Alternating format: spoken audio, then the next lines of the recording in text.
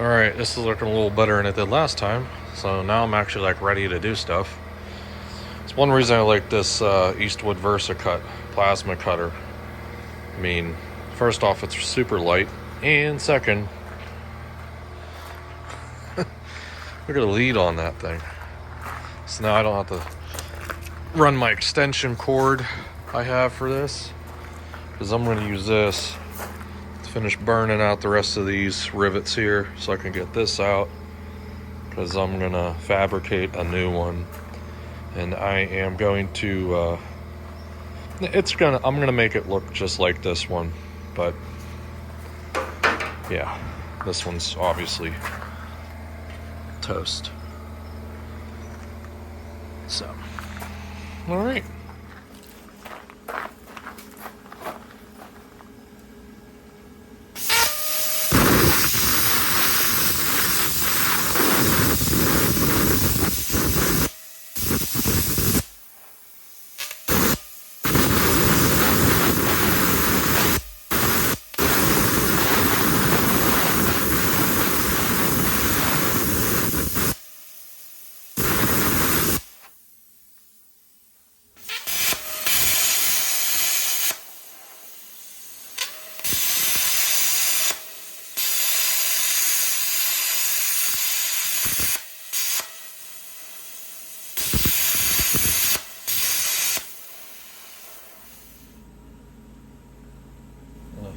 Figures I just missed it. I just blew that, separated them.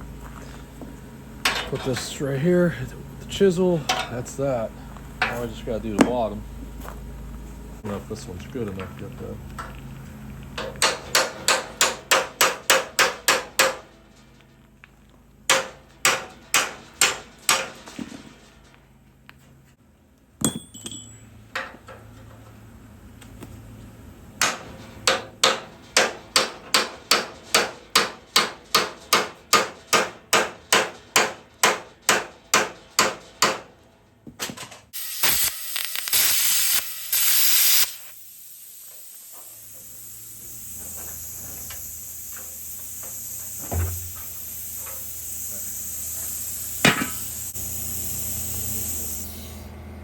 That's off. So I just burned those out. I'm gonna tap them out with the hammer now. Should be done with this.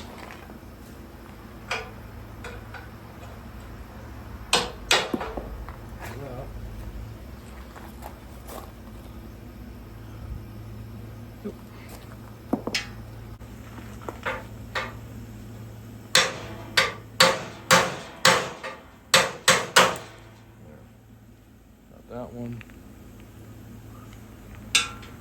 One more to go.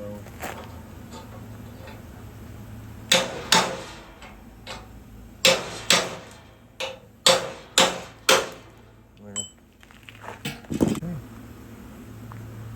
There's that one. So rivets are all out. Now I can, there we go.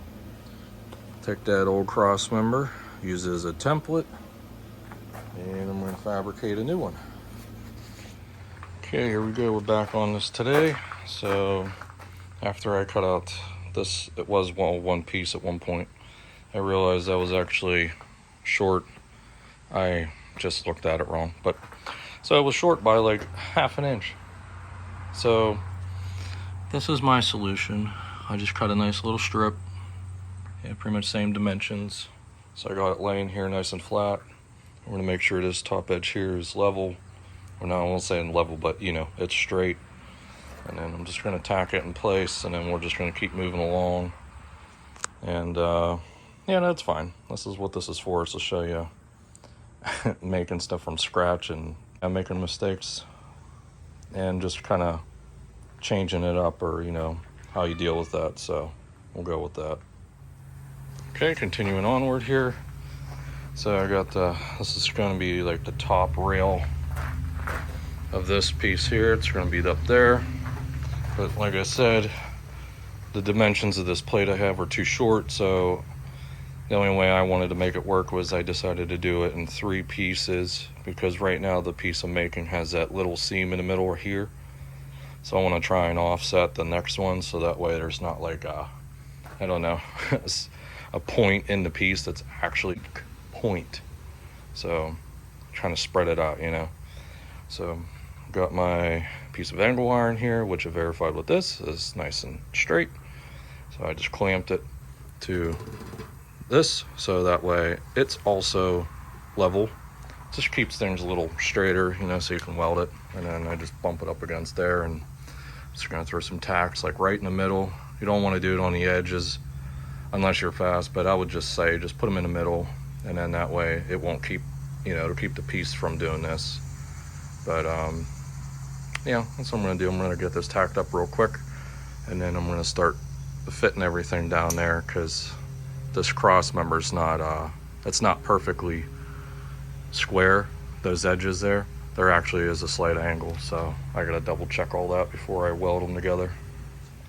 Here's my progress here. So like I said, this one here, it has a slight angle this way, depending on how you look at it, but the way I have it set up, that's how this one's going to be. So truthfully, I pretty much just eyeballed this one.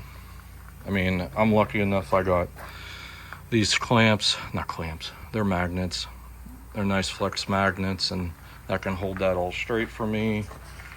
I was using this as a reference so I could see how much further this edge was from, you know, the other edge there on a level surface, just to gauge it. So I got corner tack welds there on each side, and then I just put 2 in here because I know these ones here are going to try and pull it this way, so the corner ones will kind of help combat that for now, and I just need that like that. And then before I get crazy with it, I'm going to take it over there and double check it, make sure it's going to work. So I'm going to zoom out. Okay, so I just double checked this, and it's actually looking pretty good. The only thing I did that I'll have to redo is, you can see here, it wasn't laying totally flat. I thought it was. The corners are good, which is fine. That's good. So that'll hold that in place. So then I just got to cut these tacks, and then just make sure these 2 pieces here are flush on the corner, re-tack it, and then we're good to go. So again, that's why you got to double check your work, especially doing it like this. I don't have actual jigs or anything. This is how probably most of us will do this. You just got to make it work. So just prepare yourself. You'll probably have to, you know, correct some stuff, but it's not a big deal. It's metal. It can be moved around pretty easily. So okay, back on this. See, I got the shape going. I got this piece started, and so these, to do these bends, you know, I just cut a piece out, just a length, and I just kind of marked roughly where I want the bend to be. So usually here, I usually do just on the outside of the corner, maybe like an 1/8 inch. It just gives you a little bit to work with, because you don't want to bend them short. Then you're, you know, making a new piece. Then I just put it here. You get some flat stock or something that'll hold it. You clamp it, and then from there, you know, you can hit with a hammer, bend it down. I just pushed it because this is only 1/8 inch, so it didn't take much. So I did that, and then gotta just kind of work with it as you go along. So get it close, and I did the same thing. Mark that corner. You had to flip the piece in reverse, you know, the other side, and do the same setup with my crazy homemade jig, and then bend. Unless you have a bending brake and all that stuff, then, you know, good for you. But I don't, so just make it happen this way.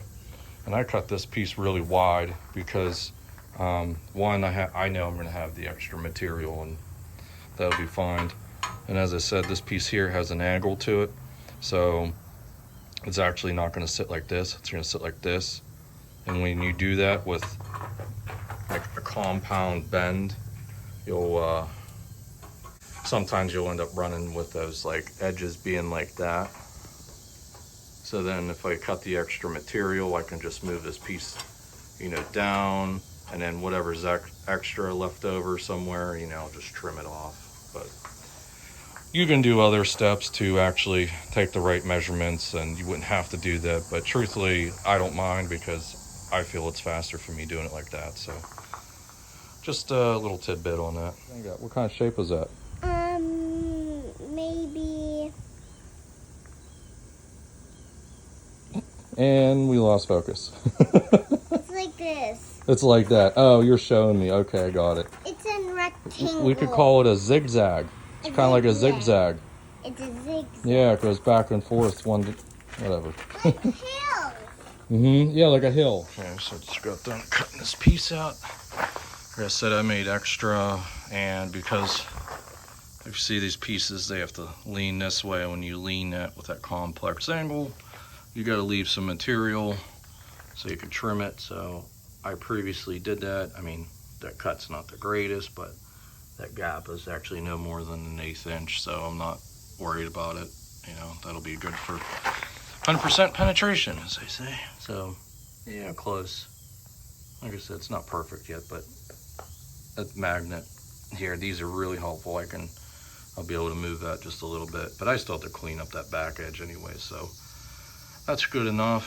I'll get it all cleaned up, and then I'll get it in the correct spot, and then I'm going to tack that in place, and then I'm going to do the other side, and then once those two sides are done, I'm going to take it back to here and test fit it, just make sure. I don't see any reason why it won't work.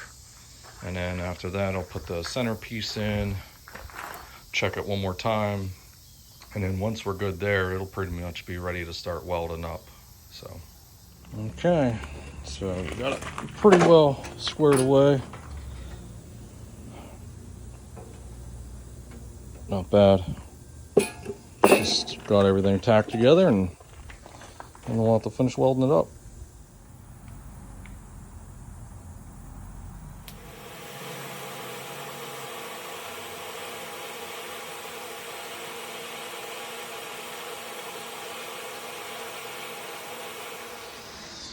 Okay, get back on this today. Finally starting to weld everything up. Decided to do something different because I kind of had the time to try it. So I do have a TIG welder, and I don't know, I've never really TIG welded, so I decided to kind of start practicing and dialing it in a little bit. So it's not too bad. I mean, obviously I need practice, but I figured this was good practice. Just taking my time and just working along. This side's better, but yeah, like I said, I definitely need practice, but mostly just to like kind of get the, I don't know if I want to call it the shakes or whatever, but consistency for sure. So you know, I'm gonna get this all finished up welding, and then really the next thing will be to put this thing back in the frame down there, and then I have reference marks and whatnot, so I can holes, or well, they're gonna be bolts, but where the rivets were, and then I'll get those drilled, and then they'll get probably some 3/8. I think there's 2 rivets originally here and here on both sides. So we're going to replace those with 3/8 grade 8 bolts, and we'll be good to go there. And then that'll take care of that cross member. And then this one here, this one's actually not rotted. I mean, it's, you know, it's not perfect, but it's still good enough. So I'm kind of just going to leave it alone. So we're going to, after that, we'll be moving into this one here, which this one I know I will definitely be making out of 3/16.